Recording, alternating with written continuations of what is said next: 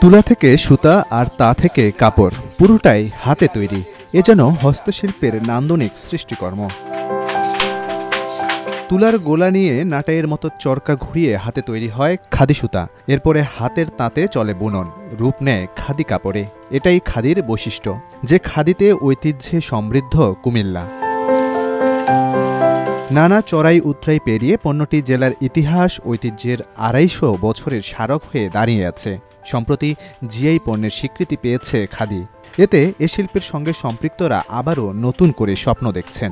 আছে কারণ অনেকে জানতো না, আবার জানার পর আরো একটু আগ্রহ বেড়ে গেছে দেখার জন্য এবং নেওয়ার জন্য। মোটামুটি আপনাদের চাহিদা আছে, কিন্তু আপনি সেই অনুযায়ী কিন্তু আমরা আপনার র ম্যাটেরিয়ালসটা পাইতেছি। যতটুকু পারতেছি আমরা নিজেরা তাঁতি দিয়ে এগুলো করাচ্ছি। খাদি কাপড় পরে পরতে আরাম লাগে, ভালো লাগে, আর দামও একটু সস্তা আছে। খাদি কাপড় অনেক ভালো, আরাম করতে আরাম থাকতে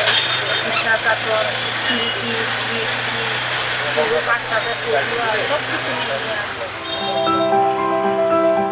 ঐতিহ্যের দুটি ছড়ানো খাদি আবহমান বাংলার ঘ্রাণ এবং ইতিহাসের অহংকার, যা একাধারে স্বাধিকার এবং মুক্তির কথা স্মরণ করিয়ে দেয়। স্বদেশী আন্দোলনের পর খাদির জনপ্রিয়তা বাড়ে। মহাত্মা গান্ধী পরতেন খাদির চাদর।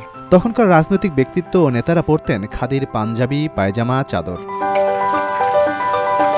মার্কো পোলোর লেখায় বাংলার খাদি মাকড়সার মতো মিহি হিসেবে খাদির জৌলুস ফুটে ওঠে।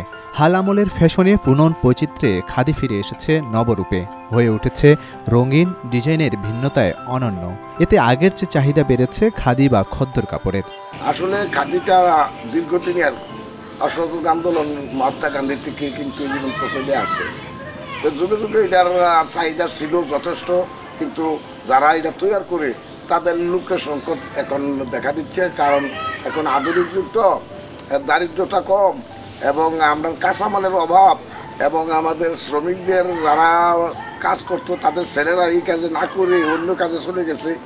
এইভাবে বিভিন্ন সমস্যা আস্তে আস্তে খাদিটা বিলুপ্তির পথে পড়ছে। এটা ফ্যাশনের লগে জোড়াচ্ছে এখন, ফ্যাশন গ্লোবাল, এবং সেই জন্য প্রতিটা ক্ষেত্রে, প্রতি সময়তে, প্রতিনিয়তই খাদি নতুন নতুন রূপে আসতেছে।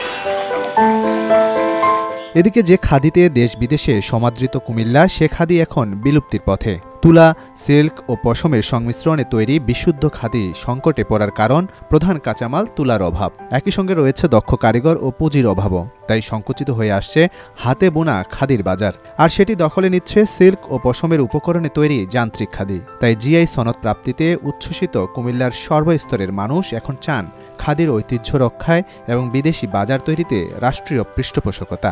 দেশীয় যে এই পণ্যটা যেভাবে জিআই বা আন্তর্জাতিকভাবে যেভাবে স্বীকৃতি পেল, সেই হিসেবে আমি মনে করি বাংলাদেশ সরকার এবং সকল পর্যায় থেকে এটার স্বীকৃতিকে বা এটার সমৃদ্ধিকে আরও এগিয়ে নেওয়াটা আমাদের এখন নিজস্ব একটা বিশাল দায়িত্ব হিসেবে অর্পিত হয়েছে। খাদির গুণগত মানের ক্ষেত্রে ক্রেতার যে আবেদন তৈরি হয়েছে তা ধরে রেখে বাজার প্রসারিত করা ও ঐতিহ্য রক্ষায় মনোযোগ দিতে হবে সরকারকে, এমনটাই মনে করছেন সচেতন নাগরিক মহল।